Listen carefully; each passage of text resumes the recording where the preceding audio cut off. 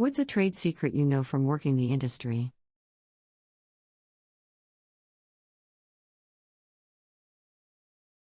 Most fossils in museums are replicas.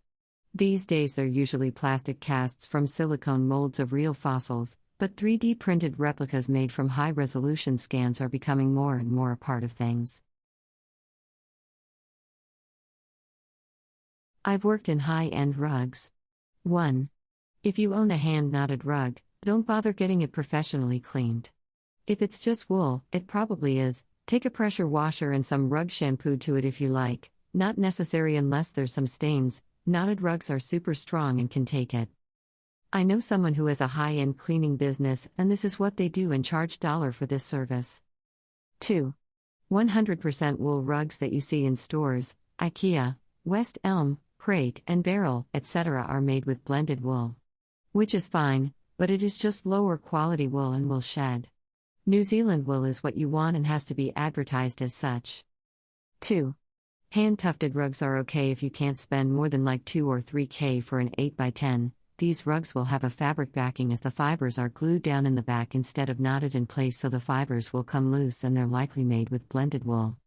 Don't spend thousands on a tufted rug. 3. Never buy a rug with viscose in it, also called banana silk or art silk. It may be okay for bedrooms or low-traffic areas but is a pain in the ass to clean. You can't spot clean a stain, you have to get the whole thing cleaned by a professional. It stains easily. Stains on wool can be spot cleaned. 4. Low on money? Your best bet may be a flat-woven rug in wool. Flat weaves can be decently hard-wearing. You can flip it because it looks identical on the other side, and are often thin enough and small enough to fit, can be thrown on the delicate cycle in the wash. Lots of flat weaves out there, they're popular and not so expensive. Don't buy polyester or machine-made rug, please. They tend to look like shit easier and are harder to clean. Accounting firm: if you complain, nicely, about a late fee or interest charge etc. added to your invoice, it's likely to get cancelled. It's easy to do, and the extra fees are just to discourage people from paying bills late. But if you come back and question it politely, it will be wiped instantly. It's nothing in the grand scheme of things regarding revenue and variances. When moving into a new rental, before you move anything in, take a video of your walkthrough and mention and point out everything and anything. Mark the date, time, and address. If they give you a small form to write on, make your own. This can save you lots of issues when you move out. The designer that made the instructions that you just got with your table, microwave, bike? Never seen that thing. Not a clue. I've got the plans, sure, but never seen it. If you are wondering what's taking me so long to process your loan application, it's because I forgot about it.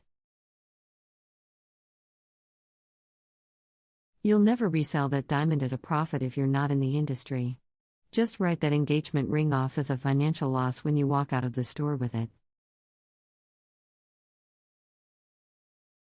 Heartbreaking is the #1 driving behavior identifier that someone will be in an accident. So just chill. The welds on something can tell you a lot about the quality assurance happening during production. Not sure if any of this is a secret, but if you can't find a book at your local library, ask the reference librarian to do an interlibrary loan. They have access to large networks of libraries that are able and willing to share materials, sometimes even across state lines depending on the sort of library and request. Also utilize the digital content. We have to pay big bucks and fight with publishing companies to get that content, ebooks, audiobooks, etc., and they are great resources. Libby and Overdrive are awesome. Many library systems also offer streaming content of movies and TV shows. Oh, and you can check out national park passes and museum tickets too at many libraries. In recording studios, very rarely is a vocal sung all the way through. What you're hearing is each line punched in individually. Almost always. If you live in the US, The absolute worst time to remodel your kitchen or bathroom is the fourth quarter of the year. From about mid-October through to the second week of January is the busiest time of the year for most countertop/tile/shower wall companies. This is because mid-October is the lead up to two holiday seasons that are centered around the kitchen and food traditions, Thanksgiving and Christmas. Everybody wants their new shiny kitchen appliances and countertops before Thanksgiving, so they can invite their family over and wow them with their beautiful new kitchen. Those that start too late will often find themselves with project delays, stock issues, and scheduling issues with fabricators/contractors/installers. During this time of the year, just about everyone raises their prices for everything. Installation, fabrication, special orders, you name it. They'll put on some sales for certain materials to pretend it's a seasonal deal, but labor prices especially will see an uptick. This is because companies know they can charge more because more people want work done. By mid-January, most companies dealing with installation have finished up their projects and find their schedules empty. Prices then go down. Want new stone countertops for Thanksgiving this year to wow your family? Do it in February. Want to surprise your spouse by redoing the shower walls for Christmas? Don't. Source: I'm a salesman for a stone/tile company that does installation. My commission bonuses for Q4 are often double what I take home during other times of the year. At Starbucks, they have a recycling and trash bin. They both go into the dumpster. A resistor is made in Japan. It is wrapped in plastic and shipped to Michigan. It's installed into a small PCB. It is wrapped in plastic and shipped to Taiwan. That PCB is installed via sideboard connector onto a larger PCB. It is shipped to China. That PCB is installed in a small housing via harness. It is shipped to India. That housing has its microchips programmed and the outside is given a chemical treatment. It is shipped back to Michigan. The housing is now treated and installed into a car side mirror. It is shipped to Ohio. The side mirror is run through a post-production sort program to check for defects. It is shipped to Detroit. It is installed onto a car. Every single step of that shipping, every single component is wrapped in plastics. Millions of them per car, to over half a dozen locations each. Something like 50 million cars are produced each year. Your straws aren't doing shit for the use of plastics. Automotive production and diagnostics engineer. Had a trauma patient come to the hospital and rack up a huge bill with no insurance.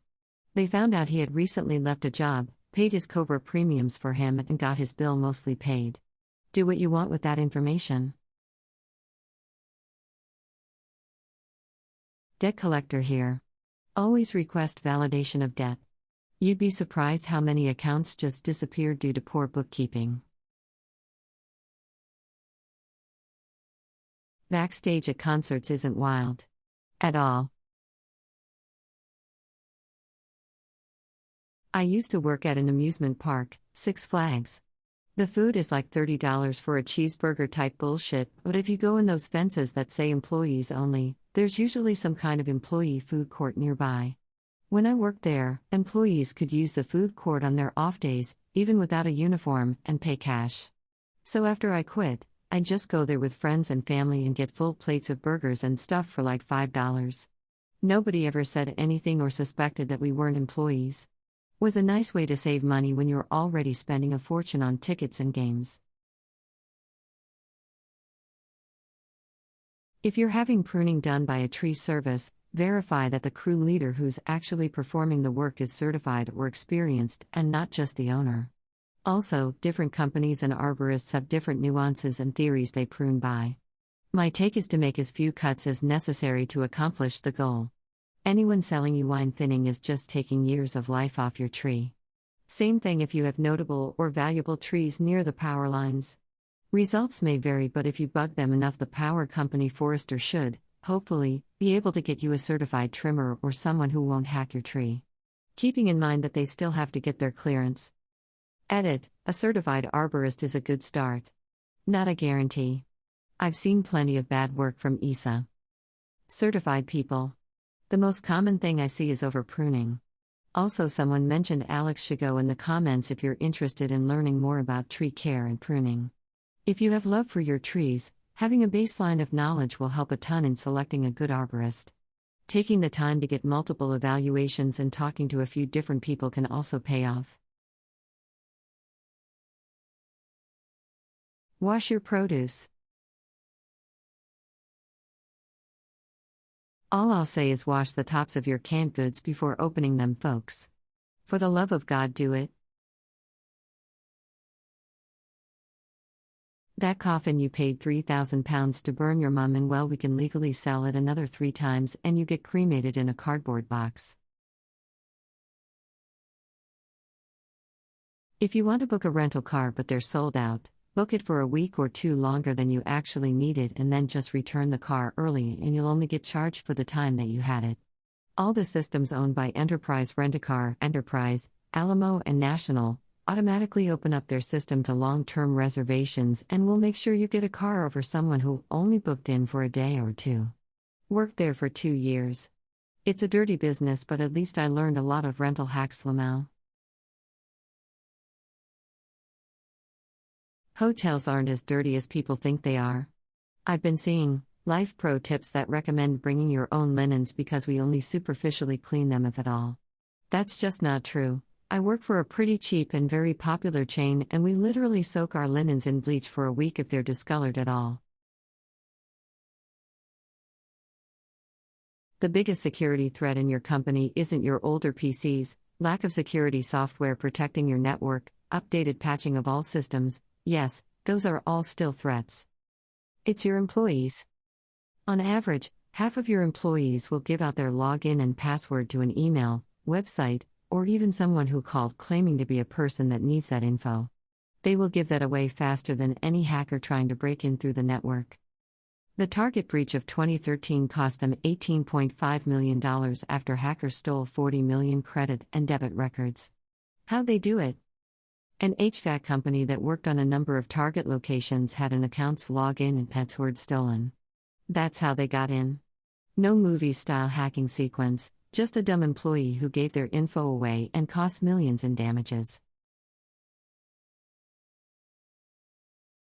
The U.S. military wastes an extraordinary amount of money, and not necessarily on weapons or personnel or anything like that. Every year, commanders must submit their total spending for the previous year. If they did not spend the granted amount, they lose it next year. So, for example, if a commander is granted $5 million for his building but he only spends $4 million, his next budget will drop to $4 million. This results in commanders ordering expensive stuff in bulk, replacing good furniture and equipment, and enacting pointless construction projects such as a parking lot that they don't need. Great example, when he couldn't make the budget, our commander ordered 360-inch TVs and had them placed in the hallways, spare rooms, and tossed the remainder in storage. Each TV was overpriced at around $1,000. Commander met his budget though, so I guess it was a success. Welcome to the bloated U.S. military. Edit. I realize most of the government works this way, but this is just my specific experience in the military, which is arguably the most bloated and overfunded piece of the federal government's budget.